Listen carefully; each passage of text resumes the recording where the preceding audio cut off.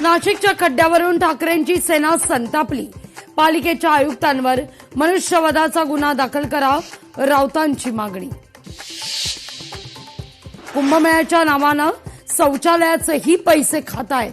कुंभमेळा मंत्र्यांना कुंभकर्ण म्हटलं पाहिजे, संजय राऊत बरसले। अमरावती जिल्ह्यामध्ये सर्पदंशाचा कहर, 3 महिन्यात 734 जणांचा या ठिकाणी सर्पदंश, तर सर्पदंशात 7 जणांचा मृत्यू।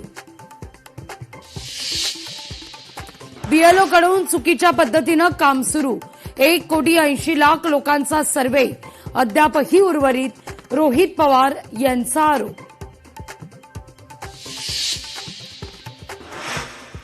भारतात मुसलमानांची संख्या वाढत चालली आहे, कालीचरण महाराजांचं वक्तव्यानंतर चर्चेला उधाण।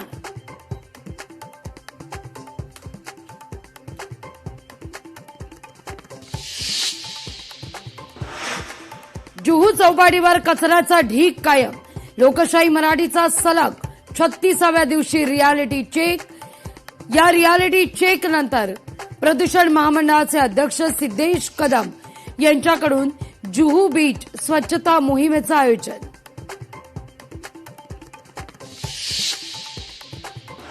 आणि आज श्रावणातील पहिला सोमवार, मंदिरांमध्ये दर्शनाकरता भाविकांची तौबा गर्दी।